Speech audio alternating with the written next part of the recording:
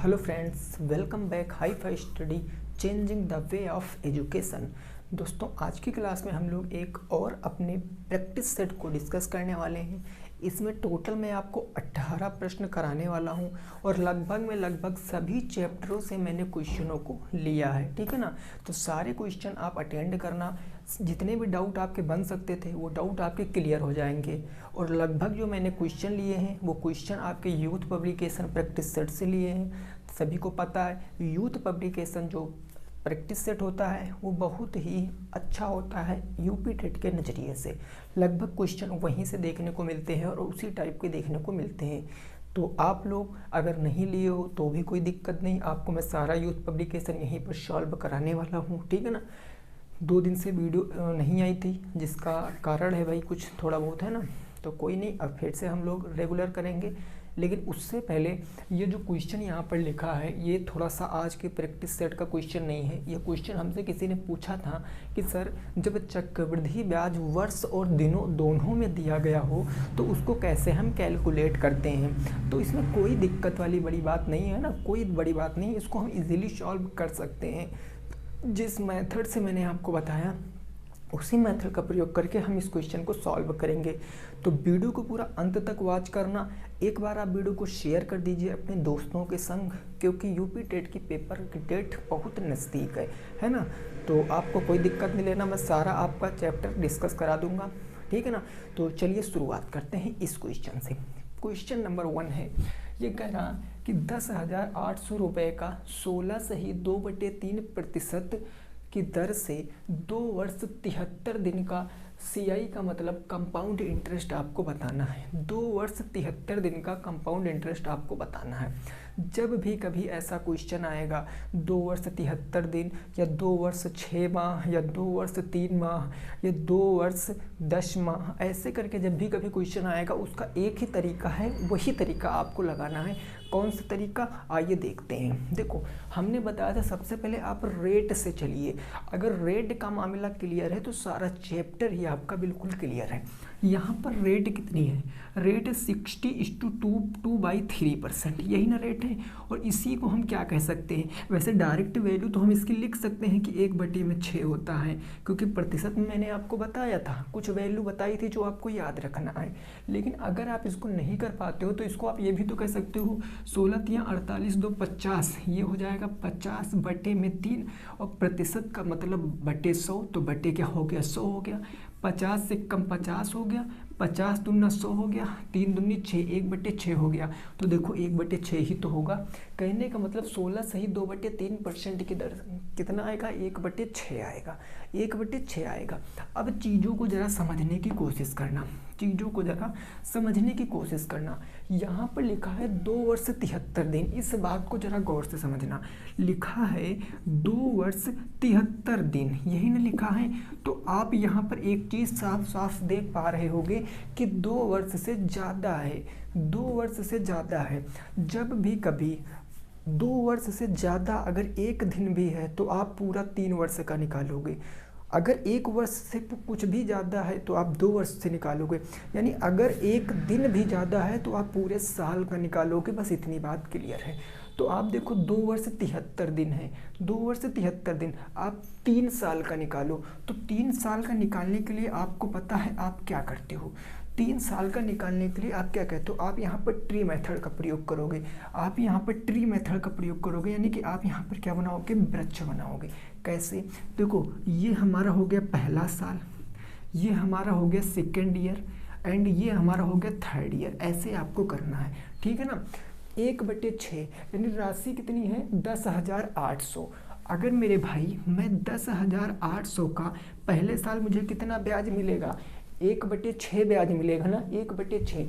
तो अगर इसका मैं 1/6 निकालता हूँ तो कितना आएगा, 6 से काट दीजिए, 6 1 कम 6, 4 बचा, 6 8 48, और ये 1800 हो गया। यानी पहले साल मुझे कितना ब्याज मिलेगा, 1800। तो हमने पहले साल लिख दिया 1800। बात को समझना। अब 1800 1800 1800 तीनों साल मिलेंगे, तो हमने यहाँ पर कह दिया यहाँ पर भी 1800 मिलेगा। है ना। यहाँ पर भी 1800 मिलेगा, मिलेगा कि नहीं मिलेगा। अब बात को जरा समझना, क्योंकि हमें चक्रवृद्धि ब्याज बताना, और चक्रवृद्धि ब्याज ब्याज के ऊपर ब्याज मिलता है, यानी अगले साल हमको इस 1800 पर भी ब्याज मिलेगा, दूसरे साल हमें इस 1800 पे भी ब्याज मिलेगा। तो अगर आप 1800 का 1/6 निकालोगे, 1800 का अगर 1/6 निकालोगे, 6 त्रिक 18 300, तो यहाँ पर 300 ब्याज मिल जाएगा। और यानी पहले साल आपको यहाँ नहीं, यहाँ पर आपको 300 और रुपये ब्याज मिल जाएगा, यानी पहले साल 1800 मिलेगा, दूसरे साल 1800 भी मिलेगा, और 1800 का 1/6 भी मिलेगा, ठीक है ना। और ये 300 इसमें भी मिल जाएगा, तो 300 इसमें भी मिल जाएगा, मिल गया ना। अब देखो बात को समझना, ये पहले साल और दूसरे साल का काम खत्म। अब तीसरे साल इस 300 का भी तो ब्याज मिलेगा, मिलेगा कि नहीं मिलेगा। पहले तो ये 300 मिल जाएगा, ये 300 मिल गया। अब इस 300 का भी 1/6 निकालोगे, तो अगर आप इस 300 का 1/6 निकालोगे तो आपको पता 6 पंजे 30, 50 यहाँ से ब्याज मिल जाएगा। तो कहने का मतलब पहले साल का ब्याज ये हो गया, दूसरे साल का ब्याज ये हो गया, और तीसरे साल का ब्याज ये हो गया। अब जरा आप बताओ तीसरे साल का टोटल ब्याज कितना है। कहोगे 18 6 24, 2450, यानी तीसरे साल का टोटल ब्याज कितना है, 2450 रुपये। और दूसरे साल का ब्याज कितना है, 18 तो 20 एक 2100 रुपये, दूसरे साल का 2100, और पहले साल का कितना है 1800 रुपये, है ना। तो ये 2 सालों का तो हमें पूरा का पूरा ब्याज लेना है, 2 सालों का तो पूरा का पूरा ब्याज लेना। तो 21 10 31 8 39 हो गया ना, यानी पूरा ब्याज कितना मिलेगा, 2 साल का 3900 रुपये ब्याज मिलेगा। ये 2 साल का ब्याज मिल गया 3900 रुपये। अब तीसरे साल की बात को जरा समझना, तीसरे साल का ब्याज है 2450, 2450 पूरा 365 दिन का ब्याज है। बात को मेरे भाई समझना, 1 साल का हमारा ये ब्याज है कि नहीं है, 3 साल 3rd ईयर का ब्याज है। तो यानी कहने का मतलब हम कह सकते हैं कि 365 दिन का ब्याज कितना है, 2450 रुपये है। मैंने दिन क्यों लिखा 1 साल को, क्योंकि अब हमें 73 दिन का ब्याज निकालना है। तो 73 दिन का ब्याज क्या हो जाएगा, आप कह सकते हो सर 2450 डिवाइडेड बाई 365 इंटू का क्या हो जाएगा 73 हो जाएगा। इससे चला जाएगा 5 बार में, 5 से इसको काट दोगे तो 5 चौके 20, 5 9 45, 490, यानी 73 दिन का ब्याज कितना होगा, 490 होगा। तो 3900 रुपये तो यहाँ हो गया 2 साल का ब्याज, और 73 दिन का ब्याज कितना है 490। तो 490 आप इसमें और ऐड कर दोगे तो कितना आंसर आएगा, 0 9 9 4 13 3 1 4, 4390 रुपये आंसर आएगा। 2 वर्ष 73 दिन का चक्रवृद्धि ब्याज कितना आएगा, 4390 रुपये आएगा, 4390 रुपये आएगा। इस चीज़ को समझो, ये बहुत इंपॉर्टेंट क्वेश्चन है, ठीक है ना। और जिन्होंने क्वेश्चन पूछा है जाहिर सी बात वो मेहनत करता है, ठीक है ना। आप भी मुझसे क्वेश्चन पूछो, जितना हो सके जितना बन सके आप मुझसे क्वेश्चन पूछो, मैं आपके हर एक क्वेश्चन को सॉल्व कराऊंगा, ठीक है ना। जब भी मुझे टाइम मिलेगा मैं आपके क्वेश्चन को जरूर सॉल्व कराऊंगा, निश्चित रहिए आप इस बात से, ठीक है ना। कितना आंसर आएगा, 4390। तो ये जिनका क्वेश्चन था आई होप उनका क्वेश्चन समझ में आ गया होगा। अब पहुंचते हैं आज के प्रैक्टिस सेट पे, और क्वेश्चन नंबर 1 आज हुआ है स्क्रीन पर, इसको लगाओ। प्रश्न संख्या 1 आ चुका है, इसका उत्तर बताओ क्या होगा क्वेश्चन नंबर 1 का। समझ गए हो ना, चलिए ठीक है। अगला क्वेश्चन देखिए, क्वेश्चन नंबर 1 आज की क्लास का प्रश्न संख्या नंबर 1। और अब जो क्वेश्चन है ये सारे आपके मैं यूथ पब्लिकेशन बुक के करा रहा हूँ, वो एक ही प्रैक्टिस सेट के क्वेश्चन है, एक ही प्रैक्टिस सेट के क्वेश्चन है। अगर जिनके पास बुक होगी तो उनको पता होगा, ये सारे क्वेश्चन उनको किताब में मिल जाएंगे। देखो क्वेश्चन क्या कह रहा है, क्वेश्चन कह रहा है 2 घंटे 20 मिनट 53 सेकंड में कुल कितने सेकंड होंगे।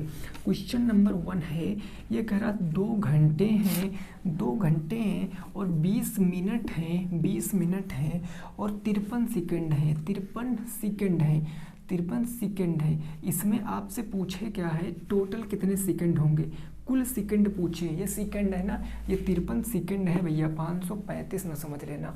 तो आपको पता है इन सबको हम सेकंड में कन्वर्ट करेंगे।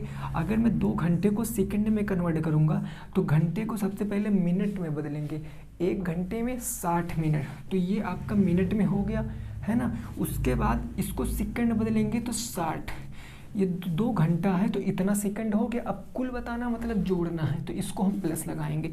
ये 20 मिनट है तो 20 मिनट को सेकंड में बदलेंगे तो 60 से गुणा, प्लस के आपका ये 53 सेकंड है तो 53 सेकंड हो गया। अब आप इसको सॉल्व करिए, आंसर क्या आएगा, 6 चार के 36 दूना 72, ये हो गया 72, डबल जीरो 7200 हो गया, प्लस 6 दूनी 12, ये 1200 हो गया, और प्लस कितना हो गया 53 हो गया। अब इसको आप ऐड करोगे 70 10 80 4 84 53 आ जाएगा, ठीक है ना। 7 एक 8 हो गया, 8453, 8453 आपका राइट आंसर। इतने सेकंड होंगे, 2 घंटे 20 मिनट 53 सेकंड में टोटल 8453 सेकंड हो जाएंगे, ये आपका आंसर हो जाएगा, ठीक है ना। बिल्कुल बेसिक सा क्वेश्चन था, तो आपने इसका आंसर क्या बताया, 8453 बता दिया, ठीक है ना। चले ओके, क्वेश्चन नंबर 2 देखो, प्रश्न संख्या नंबर 2। प्रश्न संख्या 2 क्या कह रही है, जरा इसको समझो। ये क्वेश्चन कह रहा है कि कोई एक रकम है सरल ब्याज की दर पर 20 साल में दोगुनी। सरल ब्याज का मतलब समझते हो क्या होता है, सरल ब्याज का मतलब साधारण ब्याज होता है। तो आपको मैंने कंसेप्ट बताया था इस क्वेश्चन का कि कोई धन है, धन, अगर मैं पूरा बेसिक से बताऊं तो समझो, ठीक है ना। मैंने माना हमारा धन क्या है, 100 रुपये है। मैंने माना हमारा धन क्या है, 100 रुपये है। तो 100 रुपये कितने गुना हो रहा है, 100 रुपये कितने गुना हो रहा है, जरा बताओ। 100 रुपये 2 गुना हो जा रहा है, 2 गुना का मतलब 200 हो जा रहा है, और कितने वर्षों में हो जा रहा है, तो 20 वर्षों में। यानी ये 20 साल में क्या हो रहा है, 2 गुना हो रहा है। तो 20 साल में हमने 2 गुना कर दिया। अब यहाँ से आप क्या निकालो, रेट निकालो। रेट कैसे निकालोगे, ये आपका मिश्र धन है, ये आपका क्या है, मूलधन है। तो मैं आपसे पूछूं कि साधारण ब्याज कितना मिला। साधारण ब्याज आप कहोगे सर मिश्र धन है ना, मिश्र धन माइनस के मूलधन। तो मिश्र धन आप कहोगे 200 माइनस के 100, यानी कि आपका ब्याज मिल गया 100 रुपये। ब्याज कितना मिल गया, 100 रुपये मिल गया। अब आप यहाँ से क्या निकाल सकते हो मेरे भाई, आप यहाँ से रेट निकाल सकते हो। मूलधन बराबर, यानी साधारण ब्याज बराबर मूलधन गुणे दर गुणे समय कितना है, 20 वर्ष, और बटे क्या हो जाएगा, 100 हो जाएगा, बटे 100 हो जाएगा। होगा 20 से 20 क्या होगा, 100 से 100 खत्म, 20 से काट देंगे, 20 5 100, आर बराबर 5%, यानी रेट ऑफ इंटरेस्ट कितनी आ गई, 5% आ गई है। अब देखो यही क्वेश्चन कह रहा है कि यही धनराशि, यही 100 रुपये कितने गुने होने चाहिए, यही 100 रुपये 4 गुने होने चाहिए, यानी 400 रुपये होना चाहिए। तो अब ब्याज कितना मिलेगा, जब 2 गुना हो रहा था तो 100 रुपये ब्याज मिल रहा था, जब 4 गुना हो रहा तो 300 रुपये ब्याज मिल जाएगा। तो आप यहाँ से समय निकालो, ब्याज गुणे मूलधन गुणे रेट। अब रेट आपने निकाला ना, कितने परसेंट है, 5% है। समय आपको बताना है, इंटू का टाइम, और बटे का क्या हो जाएगा, 100 हो जाएगा। जाहिर सी बात है, 100 से 100 क्या हो जाएगा, खत्म, 5 से काटेंगे, 5 6 के 30 60, तो आंसर कितना आएगा, 60 वर्ष आ जाएगा। आंसर कितना आएगा, 60 वर्ष आ जाएगा। इस बात को समझ पा रहे हो कि नहीं समझ पा रहे हो, आंसर कितना आ जाएगा, 60 वर्ष आ जाएगा। ये तो हो गया पूरा तरीका कि आप ऐसे क्वेश्चन को लगा सकते हो, लेकिन आप लॉजिक समझिए इस क्वेश्चन का। अगर माना कोई धनराशि 1 है, वह 2 गुना हो गई, कितने वर्षों में हो गई, 20 सालों में। अब इसी राशि को कितने गुना होना है, 4 गुना होना, तो ब्याज कितना मिलेगा, 3 मिलेगा, ब्याज 3 मिलेगा ना, और 20 तियाँ कितना हो जाएगा, 60% हो जाएगा। लो आंसर आ गया 60%, 60%, और चूंकि परसेंट में होता तो रेट हो जाता, लेकिन परसेंट नहीं, यहाँ समय है तो समय हो गया। 60 समय का मतलब 60 साल, वही देखो वहाँ पर भी आया 60 ईयर्स, और 60 साल वहाँ पर भी आया है। तो चाहे तो ये तरीका आजमा लो, चाहे वो तरीका, दोनों काम एक ही है, काम एक ही। यहाँ हमने डायरेक्ट किया है, यहाँ पर आपको पूरा बेसिक से बता दिया, ठीक है ना। कितना आंसर आएगा, 60 वर्ष। क्लियर बात हो गई। चलिए नेक्स्ट पहुँचते, क्वेश्चन नंबर 3 आ चुका है, जरा उत्तर बताओ। प्रश्न संख्या 3 का आंसर बताओ क्या आएगा, क्वेश्चन नंबर 3 का। इसका उत्तर बताने की कोशिश करो भाई, ठीक है ना। कि बहुत ही सिंपल क्वेश्चन आते हैं, आपको कुछ नहीं करना है, आपको जो मैं बता रहा हूँ उसके ऊपर चलना है बस मेरे भाई, सारे क्वेश्चन आप लगा लोगे।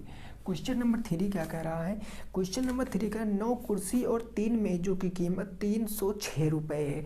अब देखो यहाँ पर कुर्सी और मेज की हमें एक्चुअल मूल्य नहीं पता है, तो हम यहाँ पर मान सकते हैं। अब आप देखो, कुर्सी का मूल्य मानोगे 100 रुपये मान लिया मैंने, और अगर मैं मेज का मूल्य y रुपये मान लेता हूँ। बात को समझना, मैं पहले इसको ऐसे ही बताऊँगा ताकि आप सोच सको, जब मैं चौथे सेमेस्टर में था तो कैसे लगाता था, उसी तरह लगाओ आप। एक कुर्सी का मूल्य 100 रुपये, एक मेज का मूल्य y रुपये, तो कितनी है 9 कुर्सी, तो 9x हो जाएगा, प्लस कितनी मेज है 3y, तो 3y मेज, और इनका मूल्य कितना 9 कुर्सी 3 मेज का मूल्य 306 रुपये है, 306 रुपये, समीकरण नंबर 1 बन गया, है ना। फिर आपका है कितनी 8 कुर्सी और 2 मेज, अब है आपके 8 कुर्सी और कितना है 2 मेज है, इनका मूल्य कितना है, तो इनका मूल्य आपका हो गया सर कि 246 रुपये है, 246 रुपये, इसको मैं समीकरण नंबर 2 मान लेता हूँ। अब आप देखो यहाँ पर किसी एक चर को बराबर कर लो, किसी एक चर के गुणांक को बराबर कर लो, चाहे y के गुणांक बराबर कर लो, चाहे x के गुणांक बराबर कर लो, तो हमको लग रहा है यहाँ पर y के गुणांक बराबर कर लें, तो 3 और 2 का लासा 6 होता है, यानी समीकरण 1 में हमें किससे गुणा कराना पड़ेगा 2 से, और समीकरण 2 में हमें किससे गुणा कराना 3 से, तो बस हो गया। अब देखो 2 से गुणा कराओगे तो क्या आ जाएगा 9 दूनी 18x आ जाएगा, प्लस के 2 तिया 6y बराबर 2 से कराओगे तो 2 छंग 12, 2 एक कम 2, 1 2 तिया 6, 612 हो जाएगा, यहाँ पर हो जाएगा 3 से कराओगे तो 8 तिरिक 24x हो जाएगा, प्लस 3 दूनी 6y हो जाएगा, बराबर के यहाँ 3 छंग 18 के 8 1 आ गया, 3 चौके 12 1 13 1 आ गया, 3 दूनी 6 1 738 आ गया, घटा लीजिए, माइनस यहाँ भी माइनस और यहाँ भी माइनस, क्लियर बात हो गई ना।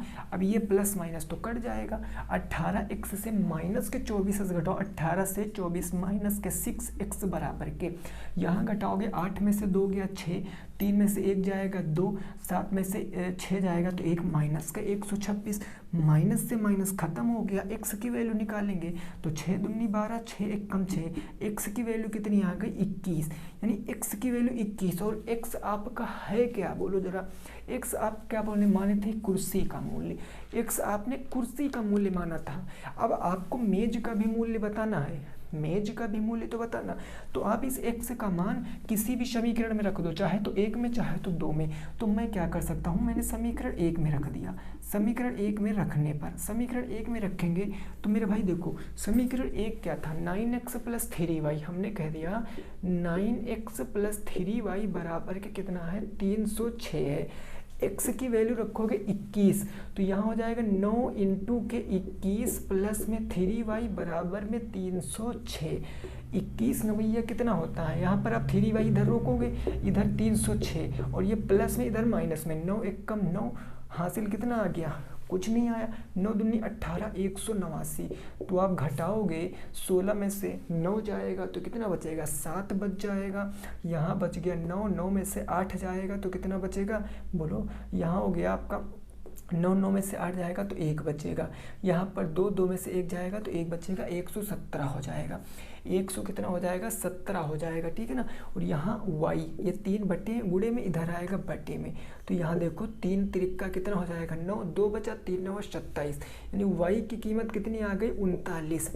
अब आप एक बात को जरा गौर से समझो मेरे भाई, अगर एक x का मूल्य आप क्या माने हो, x को क्या माने हो मेज, अगर एक मेज का मूल्य 21 रुपये है तो आपसे कितने मेज का मूल्य पूछे है जरा बताओ, जरा आपसे 6 कुर्सी का मूल्य पूछे है, अगर एक कुर्सी का मूल्य 21 रुपये है तो 6 कुर्सी का मूल्य कितना हो जाएगा 6 इंटू 21, यानी 6 एक कम 6, 6 दूनी 12, 6 एक कम 6, 6 एक कम 6 और 6 दूनी 12, 126 रुपये, ये 6 कुर्सियों का मूल्य आ गया। और कितनी मेजों का मूल्य पूछे, एक मेज का मूल्य, तो एक मेज का मूल्य 39 रुपये आ गया, यानी 126 और 39 ये आपका राइट आंसर है, 126 और 39 आपका सही जवाब है। बोलो समझ आया कि नहीं आया, ठीक है ना, समझ आया कि नहीं आया। अब आपको 4th सेमेस्टर की मैथ की क्लास याद आ रही होगी कि ये इक्वेशन वाले सवाल मैंने कितना कराया, 1st सेमेस्टर कराया, 2nd 3rd 4th सारे सेमेस्टर कराया मैंने, और वही काम यहाँ पर भी हुआ, दोनों वेरिएबल की मैंने वैल्यू निकाल ली, जितने का पूछा था गुणा करा के आंसर बता दिया, ओके ना। चलिए फिर नेक्स्ट पे पहुँचे, बोलो अगले क्लास पे, अगले क्वेश्चन पे पहुँचे। चलिए अगला क्वेश्चन नंबर 4, क्वेश्चन नंबर 4 का उत्तर बताओ, प्रश्न संख्या 4 का उत्तर बताओ क्या होगा। अगला कंसेक्यूटिव नंबर है, क्रमागत संख्याओं का सम दिया है आपसे, और आपसे पूछा है कि बीच वाली संख्या का वर्ग कितना होगा, बीच वाली संख्या का वर्ग पूछे, है ना। तो देखो मेरे भाई इस क्वेश्चन को हम कैसे लगाते हैं, क्वेश्चन नंबर अगर मैं 4 की बात करता हूँ तो यह क्वेश्चन कह रहा कि 3 क्रमागत संख्याओं का योग 15 है। अब क्रमागत संख्याएं वे संख्याएं होती हैं जो एक जोड़कर मिलती हैं, बोलो जरा, है ना। तो अगर मैं कह दूं पहली क्रमागत संख्या x है तो दूसरी एक जोड़कर मिलेगी, यानी x प्लस में 1 मिलेगी, और इसके बाद तीसरी क्या मिलेगी, x प्लस में 2 मिलेगी। ये तीनों क्रमागत संख्या, ये पहली हो गई, ये दूसरी हो गई, और ये क्या हो गई, तीसरी क्रमागत संख्या हो गई। तीनों का योग दिया, तो योग मतलब इनको जोड़ दो, x plus 1 plus x plus 2, और इसकी वैल्यू कितनी दी गई क्वेश्चन में, 15 दी गई है। इनको जोड़ो, 2 1 3, 3 उधर जाएगा माइनस में, इधर हो गया 3x बराबर के 15 माइनस के 3, यानी x बराबर के 15 में से 3 जाएगा 12, ये 3 आ गया गुणे से बट्टे में, 3 चौके 12, यानी x की वैल्यू कितनी आ गई, 4 आ गई। अब मेरे भाई देखो, अगर x की वैल्यू 4 आ गई तो आपसे पूछा क्या है क्वेश्चन में, बीच वाली संख्या के वर्ग का होगा, बीच वाली संख्या का वर्ग। बीच वाली संख्या क्या है, x प्लस में 1, तो यहाँ पर x प्लस 1 के वर्ग पूछे, संख्या पता करो, x की वैल्यू रखोगे 4 प्लस 1 कितना हो जाएगा, 5, इसका वर्ग पूछे, वर्ग कर दो, 5 पंजे 25 आपका राइट आंसर। जिनका भी 25 आ रहा था वो बिल्कुल करेक्ट आंसर है। और मैं बता दूं ये सारे के सारे क्वेश्चन आपके यूथ प्रकाशन बुक के हैं, जो आपका यूथ प्रकाशन आता है यूपी टेट का, उसी बुक के है, जो बहुत ही बेस्ट बुक होती है यूपी टेट के नज़रिए से देखा जाए तो। क्लियर हो गया ना, कितना आ गया, 25 आ गया। ये तो बिल्कुल बेसिक क्वेश्चन था। अगला क्वेश्चन, क्वेश्चन नंबर 5, प्रश्न संख्या नंबर 5 का उत्तर बताओ। प्रश्न संख्या 5 का उत्तर बताओ क्या आएगा, क्वेश्चन नंबर 5। ये क्या कहने की कोशिश कर रहा है, क्वेश्चन नंबर 5 यह क्वेश्चन कह रहा है, ये क्या कह रहा है जरा देखो। ये कह रहा है एक आयताकार खेत का परिमाप तथा क्षेत्रफल क्रमशः 50 मीटर तथा 150 मीटर स्क्वायर है, उसकी लंबाई और चौड़ाई बताओ। अब देखो मेरे भाई बात को समझो, अगर मैं बेसिक तरीके से बताता हूँ तो मैं मान लूँ आयत की लंबाई x है और मैंने आयत की चौड़ाई क्या मान ली, y मान लिया। आयत की लंबाई x माना, चौड़ाई y माना।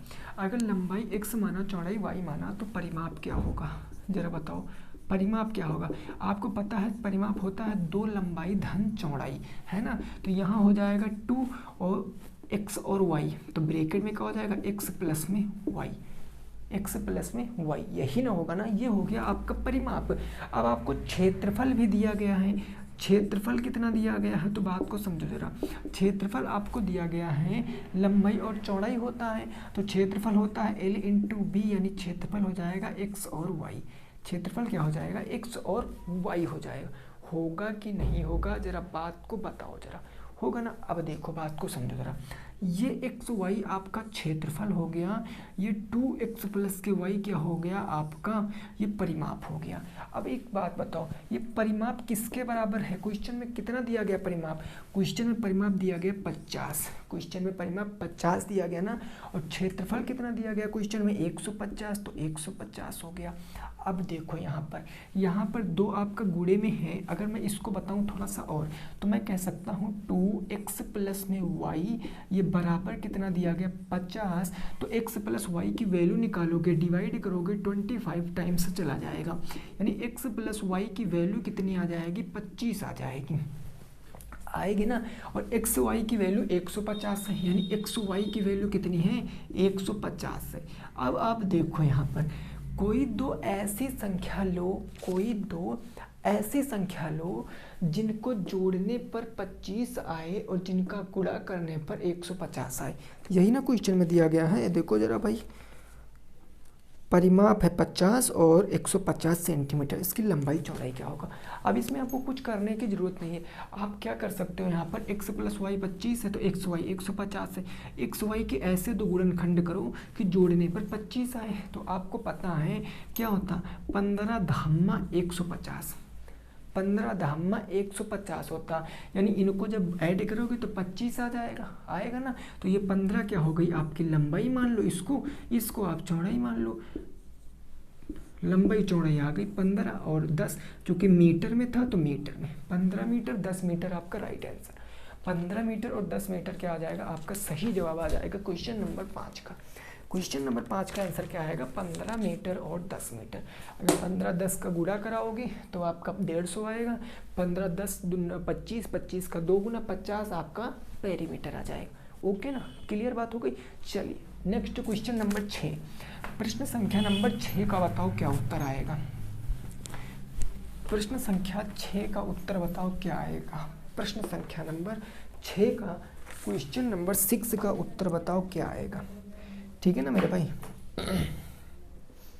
चलो जल्दी से बताओ। क्वेश्चन नंबर 6, ये प्रश्न कह रहा है, ये कुछ इस प्रकार से प्रश्न है कि दो संख्याओं का जोड़ 100 तथा उनका अंतर 50 है, संख्याओं का अनुपात। देखो इससे आसान क्वेश्चन नहीं बन सकता। कोई दो संख्याएं एज्यूम कर लीजिए, मान लीजिए हमने माना कि एक संख्या x है, एक संख्या y है, हमने दो संख्याएं मान लिया। अब देखो क्वेश्चन क्या कह रहा है, इनका योग, योग मतलब प्लस, तो x प्लस वाई बराबर कितना दिया गया, दो संख्याओं का योग 100, तो इनका हमने कह दिया 100 है, और इनका अंतर दिया गया है x माइनस वाई, इनका अंतर कितना दिया गया, तो इनका अंतर दिया गया 50, तो ये 50 हो गया। अब आप इसको समीकरण नंबर 1 मान लो, इसको समीकरण नंबर 2 मान लो, है ना। इसको आप जोड़ोगे, जोड़ोगे क्यों, घटाओगे क्यों नहीं, क्योंकि यहाँ तो कट ही रहा, पहले से हमने जोड़ लिया, तो ये हो गया 2x बराबर के 100 कितना हो गया 50 हो गया। x की वैल्यू निकालेंगे, 2 सत्ते 14, 2 पंचे 10, 75 आ गया। अगर x की वैल्यू 75 है तो आप y की वैल्यू बताओ क्या होगा। आप इसमें x का मान या इसमें x का मान रखो, इसमें x का मान रखोगे तो 75 और प्लस में y बराबर में 100, तो x y बराबर क्या आएगा, y बराबर 25 आ जाएगा ना, तो y बराबर 25। अब दोनों संख्याओं का अनुपात पूछे हैं, तो अनुपात क्या हो जाएगा, आप यहाँ से पूछे आपसे x अनुपात y, तो x अनुपात y पूछे, यानी 75 अनुपात 25 पूछे, 25 एकम 25, 3 75, 3 अनुपात 1 आपका राइट आंसर।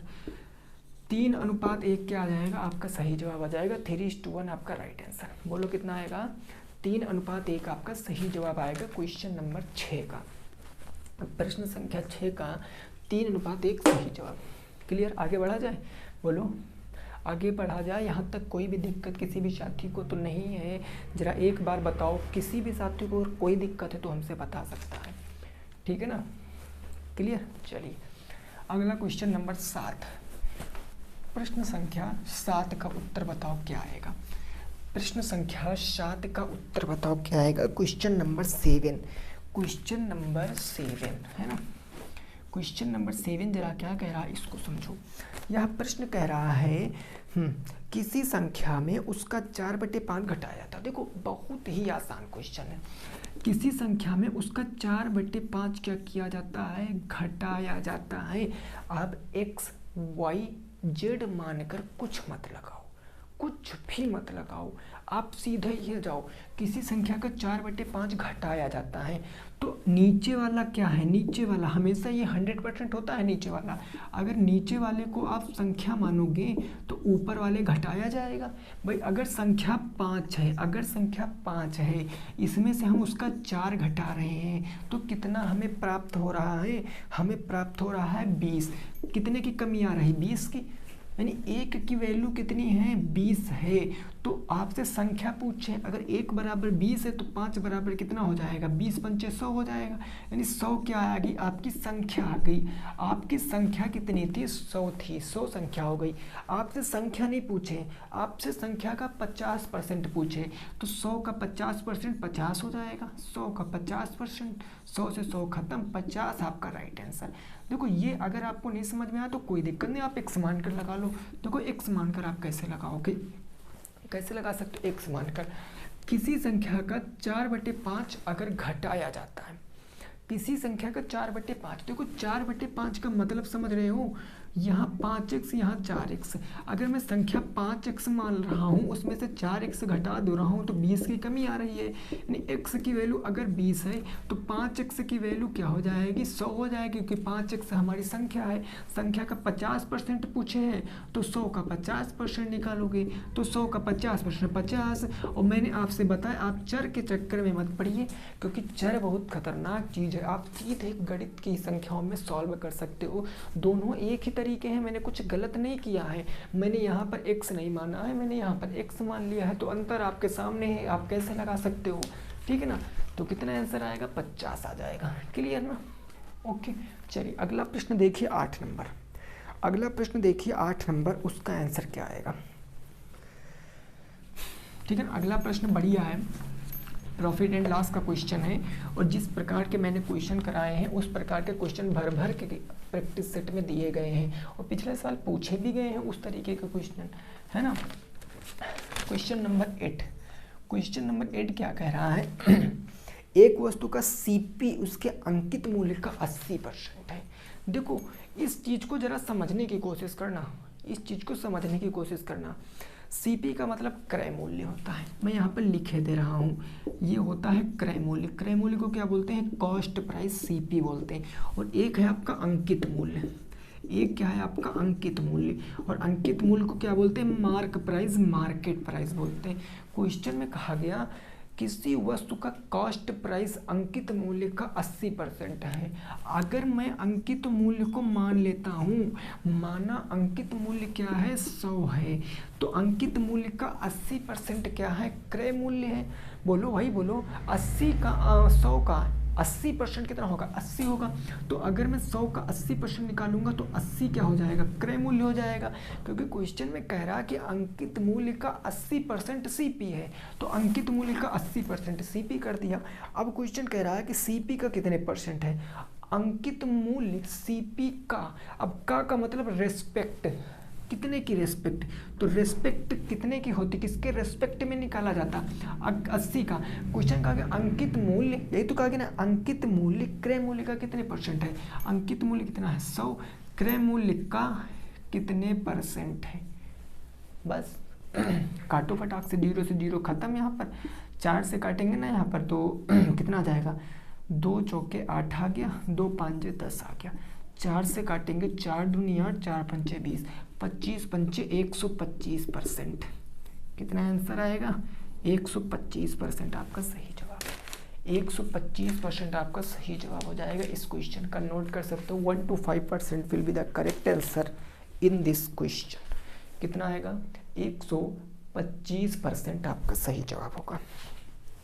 बोलो बात क्लियर, कोई दिक्कत नहीं यहाँ तक ना। आगे पहुँचे भाई क्वेश्चन नंबर 9 पर। प्रश्न संख्या नंबर 9 देखो क्या कह रहा है। क्वेश्चन नंबर 9 देखो क्या कह रहा है, उसको लगाओ जल्दी से। आ चुका है क्वेश्चन, पढ़ो और लगाओ उसको, ठीक है ना। देखो आपको मजाक बिल्कुल भी नहीं बनाना है पढ़ाई का, ठीक है ना। ईमानदारी से पढ़िए, जितना पढ़िए अच्छा पढ़िए, चाहे जहाँ पढ़िए बस अच्छा पढ़िए, क्योंकि आपकी पढ़ाई ही आपका सब कुछ है। पढ़ाई के सिवा दुनिया में कोई आपका कुछ भी नहीं, ना तो आपके घर वाले काम आएंगे, ना तो आपके बाहर वाले काम आएंगे, ना तो आपके रिश्तेदार काम आएंगे, ना तो आपके सगे संबंधी, गर्लफ्रेंड बॉयफ्रेंड, कोई भी काम नहीं आएगा। जब तक आपके पास सक्सेस नहीं होगी, जब तक आप क्या करोगे, एक जॉब नहीं ले लोगे, तब तक भाई आपका कुछ भी नहीं हो सकता। ये रियलिटी है इस दुनिया की, ठीक है ना। अगला क्वेश्चन नंबर कौन सा होगा, 9। ये 9 नंबर क्वेश्चन क्या कह रहा है कि एक संतरे का मूल्य 2.5 रुपये। देखो इसे मल्टीप्लाई का क्वेश्चन में कुछ नहीं है। देखो एक संतरे का मूल्य कितना है, एक संतरे का मूल्य मैं पूछूं 2.5 रुपये है, और 2.5 रुपये का मतलब क्या होता है, बोलो जरा। 2.5 रुपये का मतलब 2.5 होता है, 2.5 होता है। और इसी 2.5 को मैं यह भी तो कह सकता हूँ कि 5/2, 5/2 को हम 2.5 तो कह सकते हैं, ठीक है। तो आपसे कितना पूछा है, आपसे पूछा 3.5 दर्जन। अब देखो 3.5 दर्जन का मतलब क्या होता है भाई, 3.5 दर्जन का मतलब 3 और आधा दर्जन, यानी 1 दर्जन में 12, फिर 1 दर्जन में 12, फिर 1 दर्जन में 12, ये 3 दर्जन हो गए, फिर आधा दर्जन, तो आधा दर्जन 12 3 36, 36 6 कितना हो गया, 42 हो गया। 12 दूना 24, 12 3 36, 36 6 42। कहने का मतलब 42 किलो का मूल्य आपको बताना है, 42 संतरों का मूल्य, सॉरी 42 संतरों का मूल्य क्या हो जाएगा। अगर एक संतरे का मूल्य 5/2 है तो 42 संतरों का मूल्य 42 × 5/2, 2 से काटो, 2 दूना 4, 2 1 कम 2, 21 5 105 राइट आंसर। 105 रुपये क्या आ जाएगा, आपका सही जवाब आ जाएगा। 105 रुपये आपका क्या आ जाएगा, सही जवाब आ जाएगा। या आप सीधे यह भी कर सकते थे, अगर एक संतरे का मूल्य 25 रुपये है तो 1 दर्जन संतरे का मूल्य कितना होगा, 25 2.5 धामा 25, यानी 10 संतरों का 25 हो गया, 10 संतरों का 25 हो गया, तो 40 संतरों का कितना हो गया, 100 हो गया। 10 संतरों का 25 है तो 40 संतरों का 100 हो गया। 2 संतरों का 5 है, बोलो भाई 2 संतरों का 5 ही तो होगा, तो 2 संतरों का 5 हो गया, बात खत्म, 105 आंसर आ गया। नोट करो, आगे पहुँचते हैं, नोट करो, आगे पहुँचते हैं क्वेश्चन नंबर 10 पर। क्वेश्चन नंबर 10 पर और बढ़िया क्वेश्चन आ गया, औसत का आ गया, ठीक है ना। क्वेश्चन नंबर कौन सा होगा हमारा, ये होगा हमारा क्वेश्चन नंबर 10। इसका उत्तर बताओ, क्वेश्चन नंबर 10 का उत्तर बताओ। देखिए एक फार्मूला आप याद रखना हमेशा, मैं बताता हूँ इस चीज़ को याद रखना कि औसत बराबर क्या होता है, औसत बराबर होता है कुल पदों का योग, कुल पदों का योग और बटे क्या होता है पदों की संख्या। इसको मेरे भाई जरूर दिमाग में याद रखना, इसके बिना आप कुछ नहीं कर सकते हो। एवरेज में पदों की संख्या केवल सिंगल इसी फार्मूले पर एवरेज हम पूरा कैलकुलेट करेंगे। तो देखो क्वेश्चन क्या दिया गया है कि 3 व्यक्तियों की औसत आयु 27 वर्ष है। 3 व्यक्तियों की औसत आयु 27 वर्ष है, उनकी आयु 1:3:5 के अनुपात में है। देखो आयु उनकी 1:3:5 के अनुपात में है। आयु का अनुपात कितना दिया गया क्वेश्चन, आयु का रेशियो 1:3:5 और ये अनुपात कभी एक्चुअल संख्या नहीं होती है, अनुपात कभी एक्चुअल संख्या नहीं होती है, होती ना तो अब आप देखो हम इसमें x लगा लेंगे, हम इसको एक संख्या मान लेंगे। हमने माना 3 पहले व्यक्ति की आयु 1x, दूसरे व्यक्ति की आयु 3x, तीसरे व्यक्ति की आयु 5x है और उनका औसत दिया गया। उनका क्या दिया, औसत। 3 व्यक्तियों की औसत आयु कितनी दी गई है, औसत के स्थान पर औसत रखो, बात को समझना। तीनों व्यक्तियों की औसत आयु कितनी दी गई, 27, तो हम यहाँ पर रख रहे हैं 27, ये दिया गया ना। कुल पदों का योग, पद मतलब कितने पद दिए गए हैं, तो आप देखो यहाँ पर 1x 3x 5x, आप रखोगे 1x प्लस में 3x प्लस में 5x डिवाइडेड बाई पदों की संख्या मतलब कितने व्यक्ति हैं, तो 3 व्यक्ति हैं, तो 3 व्यक्ति हो गया ना। अब कुछ नहीं करना सर, बिल्कुल कुछ करने में नहीं आपको। यहाँ देखो 5 3 कितना हो गया, 8 कितना हो गया, 9x हो गया ना, यानी ये हो गया 27 बराबर के ऊपर हो गया 9x बटे में कितना हो गया 3, बात खत्म होगी ना। 9 तिरिक 27, 3 तिरिक का 9, यानी x की वैल्यू क्या आ गई, 9 आ गई, x की वैल्यू 9 आ गई। क्वेश्चन में आपसे पूछे क्या गया था, जरा बात को समझना। पूछा गया था सबसे छोटे व्यक्ति की आयु, सबसे छोटा इसमें क्या है 1x है, तो सबसे छोटे की आयु क्या हो जाएगी, सबसे छोटे की आयु 9 वर्ष होगी, सबसे छोटे की 1x है, 1 का मतलब 1 इंटू एक्स की वैल्यू 9 बराबर 9 वर्ष, आपका सही जवाब आ जाएगा, कोई दिक्कत नहीं होनी चाहिए। 9 वर्ष क्या हो जाएगा, आपका सही जवाब हो जाएगा, 9 वर्ष आपका सही जवाब हो जाएगा, ठीक है ना। क्लियर बात होगी, कितना आंसर आएगा 9 वर्ष। अगर इनकी पूछता तो 27 वर्ष, अगर इनकी पूछता 9 × 5 = 45 वर्ष, सबसे बड़े की तो 45 वर्ष, सबसे छोटे की 9 वर्ष और जो मिडिल में है बीच में है उसको 27 वर्ष, ओके ना। सिंगल फार्मूला, औसत बराबर कुल पदों का योग बटे कुल पदों की संख्या। अभी एक और क्वेश्चन है लास्ट में, औसत से ही एक नहीं हो सकता 2 क्वेश्चन हो, ठीक है ना। चलिए अगला क्वेश्चन नंबर 11, प्रश्न संख्या 11 का उत्तर बताओ क्या होगा। क्वेश्चन कह रहा है कि कोई धन कंपाउंड इंटरेस्ट की दर से 18 वर्षों में 25 गुना हो जाता है तो कितने वर्षों में 125 गुना हो जाएगा। देखो इस क्वेश्चन को कैसे करोगे आपको समझना, कैसे करोगे आपको समझना है। कोई धन है, मैंने माना 1 रुपये हमारा धन है, वो कितने गुना हो जा रहा है, तो वो 25 गुना हुआ जा रहा है, कितने वर्षों में 18 वर्षों में। क्वेश्चन तो यही तो कह रहा ना कि कोई धन 18 वर्षों में 25 गुना हो जा रहा, लेकिन यह चक्रवृद्धि ब्याज है, ये साधारण ब्याज नहीं है। तो क्वेश्चन कह रहा वही धन 125 गुना कितने वर्ष में होगा, कितने वर्ष में होगा। तो देखो अब यहाँ पर आप देखोगे, हमने बताया था चक्रवृद्धि ब्याज में कि इसके बेस में आपको ये तोड़ना है, और जब भी कभी दोनों के बेस बराबर ना कर पाओ, यानी इसको आप इस बेस के रूप में ना तोड़ पाओ, तो आपको करना क्या है, आप 25 को क्या कह सकते हो, 5 का स्क्वायर कह सकते हो। आपको कैसे, बिल्कुल कह सकते हैं, 25 को 5 का स्क्वायर और 125 को मैं 5 का क्यूब कह सकता हूँ ना। कहोगे हाँ, अब आपकी पावर बराबर हो गई है। अब पावर बराबर इस पावर से आपको पहले वाले के पावर से पहले वाले के ओवर से डिवाइड कर देने। 2 से डिवाइड करोगे 9, यहाँ 9 बार चला गया। अब इस 9 का गुणा इस 3 में कर देना है, यहाँ जितनी पावर आएगी उसका उससे गुणा कर देना है। तो 9 × 3 बराबर कितना आ जाएगा? 27 वर्ष आपका सही जवाब आ जाएगा। 27 वर्ष आपका सही जवाब आ जाएगा। कितने वर्ष आ जाएगा? 27 वर्ष आपका सही जवाब आ जाएगा। ये कब करना है? जब यहाँ जो नंबर दिया रहेगा उसको आप इसके बेस में नहीं तोड़ सकते हो, तो आपको दोनों के बेस बराबर करने पड़ेंगे। हमेशा क्वेश्चन या तो बेस बराबर ही देगा या तो इन दोनों के बेस बराबर करना पड़ेगा। 2 ही केस बनते हैं कंपाउंड इंटरेस्ट के इस टाइप के क्वेश्चनों में, और 2 ही केस मैंने करा दिए हैं। कितने आंसर आएगा? 27 ईयर्स आ जाएगा आपका राइट आंसर। क्लियर ना? नोट करो, आगे पहुँचते हैं क्वेश्चन नंबर 12 पर। इसको नोट करो, फिर क्वेश्चन नंबर 12 पर पहुँचते हैं। बात क्लियर ना? चलिए ओके। मेरे क्वेश्चन नंबर कौन सा होगा? 12 हो जाएगा। ठीक है ना? ये कौन सा क्वेश्चन होगा भाई? तो 12 नंबर। इसका जवाब बताओ।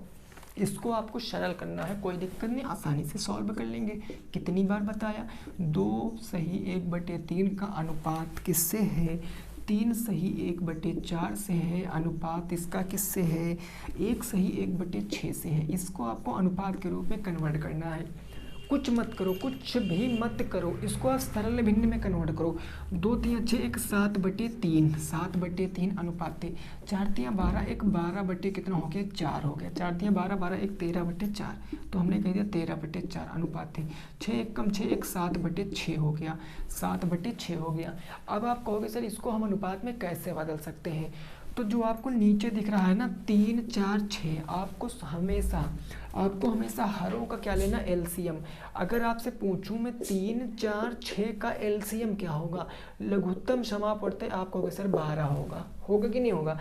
3 से भी कट रहा, 6 से भी कट रहा, 4 से भी कट रहा है, तो आप इन तीनों में मल्टीप्लाई करा दो। 12 से यहाँ कराओगे, 12 से यहाँ कराओगे, 12 से यहाँ कराओगे, तो 3 चौके 12, 7 चौके कितना हो गया? 28 हो गया।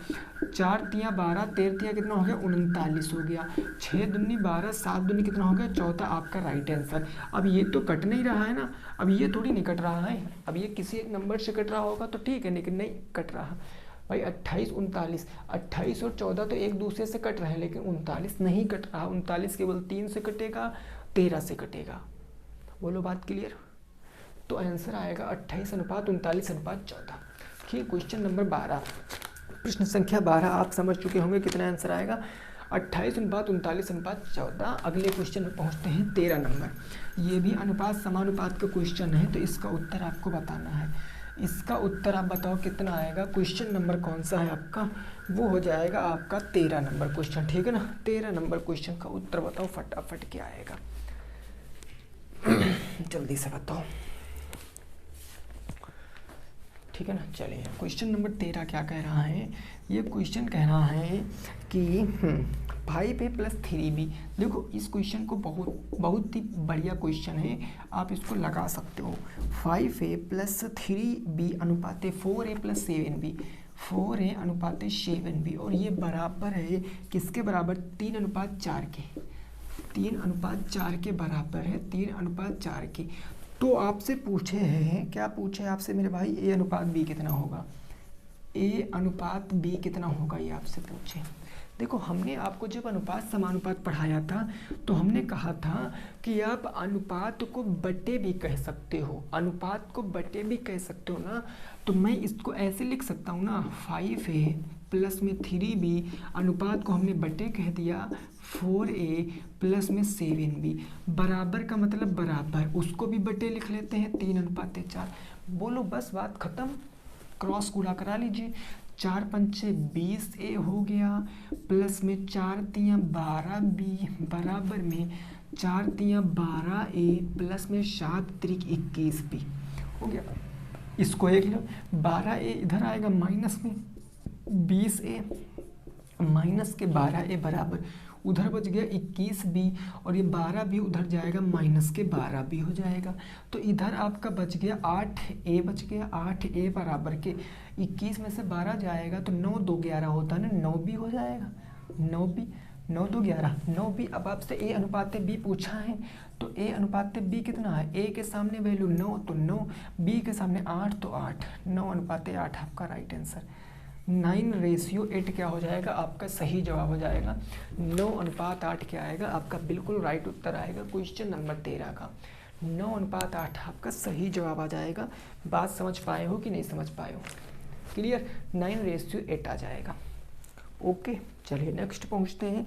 अगला क्वेश्चन क्या कह रहा है, जरा बात को समझिए। कौन सा होगा, क्वेश्चन नंबर 14। क्वेश्चन नंबर 14, ठीक है, समझ गए हो ना। चलिए, ये सारे क्वेश्चन आपके बुक के हैं, ठीक है ना। पहला क्वेश्चन छोड़ के सारे क्वेश्चन आपके बुक के ही हैं, कहीं अलग के क्वेश्चन नहीं है। क्वेश्चन नंबर 14 क्या कह रहा है, क्वेश्चन नंबर 14 क्या कह रहा है, ये कह रहा है 2 तथा 8 का तीसरा समानुपातिक कितना होगा। देखो तीसरा, देखो हमने आपको बताया था कि अगर आपको मध्यानुपात पूछेगा, मध्यानुपात पूछेगा तो क्या करोगे, आपसे तृतीयानुपाती पूछेगा तब क्या करोगे। हमने दोनों चीज़ आपको बताई थी। जब मध्यानुपाती पूछेगा तो a इंटू बी करोगे, जब तृतीयानुपाती पूछता है तो b² करते हो। बस हमेशा 2 ही टर्म दी रही होंगी, मध्यानुपात और तृतीयानुपात में हमेशा 2 ही टर्म दी रही होती है। जैसे यही क्वेश्चन है, इस क्वेश्चन में 2 टर्म दी रखी है, 12 और 18। देखो 12 है, एक 18 है, 12 को a मानो, 18 को b मानो। तो आपसे पूछे तृतीय समानुपाती, तृतीय समानुपाती का मतलब b²/a, b मतलब 18, तो 18 का स्क्वायर का मतलब 18 इंटू 18 बटे का 12, यही ना कह सकते हैं। इसको काट सकते हो, 6 दूनी 12, 6 त्रिक 18, 2 से 9 बार में 9 त्रिक 27 आपका सही जवाब। 27 जिनका भी आ रहा था वो बिल्कुल सही जवाब है। 27 क्या आ जाएगा, राइट आंसर आ जाएगा क्वेश्चन नंबर 14 का। 27 आपका सही जवाब होगा क्वेश्चन नंबर 14 का। बोलो बात क्लियर, समझ गए भाई, ठीक है ना। ये दोनों फार्मूले नोट, देखिए मैं प्रत्येक क्वेश्चन के साथ आपको फैक्ट भी बता देता हूँ कि हो सकता है कहीं आगे आपको मिल जाए मध्यानुपात, तो आप ऐसे निकाल सकते हो, है ना। क्वेश्चन नंबर 15, इसका उत्तर बताओ। प्रश्न संख्या 15 का उत्तर बताओ क्या होगा। प्रश्न संख्या 15 का उत्तर बताओ क्या हो जाएगा। क्वेश्चन नंबर 15 क्या कह रहा है, ये क्वेश्चन कुछ इस प्रकार है कि 12 संख्याओं का औसत 20 है। हमने देखो अभी बताया था, मैं फिर से बता रहा हूँ, इस फार्मूले को नोट रखना कि औसत बराबर क्या होता है, कुल पदों का योग, यानी कुल योग, और बटे क्या होता है, कुल संख्या होता है, कुल संख्या होता है। तो ऐसा क्वेश्चन जब भी आएगा तो आप क्या करोगे भाई। देखो सबसे पहले कितनी संख्याओं का औसत दिया है, 12 संख्याओं का औसत कितना दिया है, 20 दिया है। 12 संख्याओं का औसत 20 दिया गया, तो कुल योग निकाल सकते हो ना, बोलो। आपको क्या सर, बिल्कुल निकाल सकते हैं, क्योंकि औसत कितना है, 20 है, तो 20 हो गया औसत। कितनी संख्याओं का, 12 संख्याओं का, योग x, तो x की वैल्यू क्या आएगी, x की वैल्यू 12 दूना 24, 240 आ जाएगी, यानी टोटल योग कितना है, 240 है। फिर क्वेश्चन कह रहा है कि 5 संख्याओं का औसत 48 है। अब क्वेश्चन कह रहा है कि 5 संख्याओं का औसत कितना है, 5 संख्याओं का औसत 48 है, तो इनका भी योग निकाल लो। इनका योग औसत बराबर के कुल संख्या और कुल योग इनका निकालो। तो यहाँ पर x की वैल्यू क्या आएगी, 8 5 40, 4 5 चौके 20, कितना, 8 5 40 के 0 हासिल कितना आ गया भाई, 48 है ना, सॉरी 18 है, 18, तो 18 5 90, यानी 5 संख्याओं का कितना आ गया, 90 आ गया। फिर कहा गया है कि अंतिम 6 संख्याओं का औसत 22 है। अब फिर 6 संख्याओं का औसत, 6 संख्याओं का औसत कितना दिया गया, 22 दिया गया। तो औसत बराबर क्या होता है, औसत बराबर कुल संख्या का नीचे ऊपर योग x की वैल्यू निकालो। x की वैल्यू 6 दूनी 12, 6 दूनी 12 1 13, ये आ गई x। अब देखो ये 6 संख्याओं का योग है, ये 5 संख्याओं का योग है, तो टोटल मैं आपसे पूछूं कि 11 संख्याओं का योग क्या होगा, 11 संख्याओं का योग क्या होगा। आप कहोगे 6 5 11, यानी 6 संख्याओं का योग 132 और 5 संख्याओं का योग है 90, यानी 11 संख्याओं का योग कितना हो जाएगा, 2 9 1 10 2 12 और 1 1 2 222 होगा। बोलो बात क्लियर कि नहीं क्लियर भाई। देखो 9 3 12 9 3 कितना हो गया 12, एक आ गया, एक एक दो 222 आ गया। ये आ गया आपका 11 संख्याओं का योग कितना है 222, और वहाँ 12 संख्याओं का योग, ये देखो 12 संख्याओं का योग है 240। एक संख्या बची, वही संख्या बताना है। तो अगर 12 संख्याओं का योग मेरे भाई 200 कितना है 40 है, और 11 संख्याओं का योग कितना है 222 है, तो आप इनको घटा लोगे तो एक संख्या जो बची वही पता चल जाए कि 8, 3 में से कितना बचा, 10 में से 2 जाएगा 8, 3 में से कितना जाएगा 2 जाएगा, एक 18, 18 आपका राइट आंसर। जिनका भी 18 आता बिल्कुल करेक्ट है, 18 क्या हो जाएगा आपका सही जवाब हो जाएगा। और आप देखो तो मैंने इसी फार्मूले से इस क्वेश्चन को सॉल्व किया। औसत बराबर कुल योग बटे कुल पदों की संख्या, पहला दूसरा और तीसरा घटा के उत्तर, ठीक है ना। क्लियर बात, समझ गए कि नहीं समझ गए, इस चीज़ को समझ गए कि नहीं समझ गए हो, बोलो जरा, समझ गए ना। क्वेश्चन नंबर 15 का आंसर कितना आएगा भाई, तो आ जाएगा 18 वर्ष। चलिए स्क्रीनशॉट ले लिया ना। नेक्स्ट क्वेश्चन पे पहुंचते हैं, क्वेश्चन नंबर 16। प्रश्न संख्या 16 का उत्तर क्या होगा आप बताओ। प्रश्न संख्या 16 का उत्तर क्या आएगा आपको बताना है। देखो ये क्वेश्चन कह रहा है कि यदि 3 वर्ष के लिए, देखो क्वेश्चन नंबर 16, इस क्वेश्चन को समझना, बढ़िया क्वेश्चन है। टाइम आपको दिया गया है 3 वर्ष, रेट ऑफ इंटरेस्ट कितना दिया गया 50/3%, 50/3% आपको रेट दिया गया है। अवधि के लिए समान दर पर साधारण ब्याज, चक्रवृद्धि ब्याज 1270 है। कंपाउंड इंटरेस्ट आपको दिया गया है 1270 रुपये, कितना दिया गया 1270। तो आपसे सिंपल इंटरेस्ट पूछा है, सब कुछ यही रहेगा, सब कुछ यही रहेगा, आपसे सिंपल इंटरेस्ट पूछे। तो इस क्वेश्चन को हम कैसे लगाएंगे, हमें फार्मूले वार्मूले रटने की बिल्कुल भी ज़रूरत नहीं है, हम सीधा लॉजिक पकड़ेंगे। 50/3, ये जो रेट लिखी है आपकी 50/3%, तो 50/3 को हम 50/300 लिख सकते हैं, प्रतिशत का मतलब बटे 100। तो ये क्या आ जाएगा 5 1 कम 5, 5 6 30, 1/6 आ जाएगा, 1/6 आ जाएगा। अब आपको पता है अगर मैं प्रिंसिपल से अमाउंट का रेशियो लिखूँगा तो यहाँ प्रिंसिपल 6 और 6 में 1 जोड़ेंगे तो 7, चूँकि समय 3 साल है तो इनका क्यूब कर लेंगे, इनका हमने क्या कर लिया क्यूब कर लिया। तो ये आ जाएगा 625, ये आ जाएगा 343, 339 हो जाएगा। आपको क्वेश्चन में चक्रवृद्धि ब्याज दिया है 1270, और यहाँ चक्रवृद्धि ब्याज कितना है बोलो जरा आपको कि सर 13 में से 5 जाएगा भाई। देखो सॉरी, ये 6 के 36 छक्का 216 होगा भाई, गलती हो गई थी ना, माफ़ करना, 216 होगा। तो आप देखो यहाँ पर 3 में से 6 जाएगा नहीं, 13 में से 6 जाएगा तो कितना बचेगा बोलो, 13 में से अगर 6 जाएगा तो 7 बच जाएगा, यहाँ बच गया 7, यहाँ 3 से 1 जाएगा, कितना बचेगा 3 है, 3 से 1 जाएगा तो 2 बचेगा, यहाँ है 3 से 2 जाएगा तो 1। ये आपका क्या बन गया कंपाउंड इंटरेस्ट मिल गया। और 127 यहाँ कंपाउंड इंटरेस्ट, यहाँ है 1270 रुपये। तो मैं कह सकता हूँ 127 किसके बराबर होगा 1270 के बराबर। तो एक बराबर क्या होगा 1270 बटे का 127। अब आप पहले मूलधन निकालो, मूलधन कितना है 216, प्रिंसिपल यहाँ पर है 216। तो अगर मैं 216 की वैल्यू निकालूंगा तो ये प्रिंसिपल बन जाएगा 127 से 10 बार में, तो ये प्रिंसिपल कितना आ जाएगा 2160 आ जाएगा, ये प्रिंसिपल 2160। अब आपको समान अवधि के लिए समान दर पर क्या बताना है साधारण ब्याज। तो साधारण ब्याज बराबर क्या होता है मूलधन 2160 गुणे समय 3 वर्ष गुणे रेट 50/3 है ना, बटे क्या होता है 100। मूलधन गुणे दर गुणे मूलधन गुणे समय गुणे मूलधन गुणे समय गुणे दर बटे 100। किसे 50 से काट सकते हैं 2 बार, 3 से 3 खत्म, 2 से काट सकते हैं तो 2 से काटेंगे 2 1 कम 2, 2 8 16, 1080 आपका सही जवाब। 1080 क्या आ जाएगा आपका सही जवाब आ जाएगा इस क्वेश्चन का। इस क्वेश्चन का आंसर कितना आएगा 1080 आएगा, ठीक है ना। तो आज की क्लास में हमने टोटल 16 क्वेश्चन कराए आपके। आपको पता है आपके यूपी टेट मैथ में 30 क्वेश्चन आते हैं, 16 क्वेश्चन मैंने करा दिए।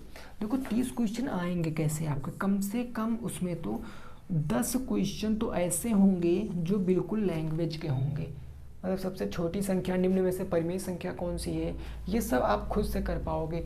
बच्चे आपके 20 क्वेश्चन में 4 से 5 क्वेश्चन ऐसे होंगे जो आपको मूंजबानी करने हैं, मतलब करने तो वैसे ही हैं लेकिन मूंजबानी हो जाएंगे, ठीक है ना। जैसे अभी इसी पेपर में एक क्वेश्चन था कि साधारण वर्ष में कितने हफ्ते होते हैं, तो एक साधारण वर्ष में कितने हफ्ते होते हैं, 52 हफ्ते होते हैं। 365 को 7 से डिवाइड करोगे तो 52 सप्ताह आ जाएगा। कुछ दिन भी एक्स्ट्रा बढ़ जाते हैं, साधारण में कितना 1 दिन बढ़ता है और लीप ईयर्स में 2 दिन बढ़ते हैं, है ना। तो वो भी क्वेश्चन, तो टोटल आपको मैं प्रत्येक क्लास में 15 से 16 क्वेश्चन कराने की कोशिश भी करता हूँ, है ना। तो यही 15 क्वेश्चन क्लास आपका मैथ में स्कोर बना सकते हैं। बाकी जो पहले के क्वेश्चन है वो सब लोग कर लेते हैं, जो ये 15 से 16 यानी 15 क्वेश्चन तो सब लोग कर लेते हैं मैथ में। 15 क्वेश्चन ऐसे आते हैं जो कुछ ही लोग कर सकते हैं जो मेहनत करते हैं, और वही मेहनत मैं आपको यहाँ पर करा रहा हूँ। डेली आपको 6 बजे मेरे भाई जुड़ना है, 6 बजे आपको डेली जुड़ना है। अगर कोई सिंगल क्वेश्चन आपके प्रैक्टिस सेट का आपसे बच जा रहा, नहीं लग रहा है, तो आप हमसे पूछ सकते हो, मैं उसको ज़रूर बताऊंगा, ठीक है ना। डेफिनेटली मैं उसको बताने की कोशिश करूंगा, ओके ना। तो वीडियो अगर मेरे भाई पसंद आई है तो वीडियो को करना है आपको लाइक, वीडियो को करना आपको शेयर करना, चैनल को आपको क्या करना है, सब्सक्राइब करना है, ठीक है ना। चैनल को सब्सक्राइब करना। जाते जाते फिर से कहूँगा, ओनली फोकस ऑन स्टडी, केवल पढ़ाई पर फोकस करो। दुनिया भाड़ में जाए, दुनिया क्या कर रही है क्या नहीं कर रही है, कौन क्या कह रहा है हमारे बारे में, कौन नहीं क्या कह रहा है, मतलब ये सब हमसे मतलब है ही नहीं। अपने आप को बिल्कुल स्थिर कर लीजिए, क्योंकि बहुत ही ख़राब है ये दुनिया। मैं लगभग सभी वीडियो में कहता हूँ, इतना ज़्यादा मतलब। चलो ठीक है, कोई बात नहीं, मिलेंगे नेक्स्ट क्लास में। सभी साथी रखेंगे अपना ख्याल। जय हिंद, जय भारत और वंदे मातरम।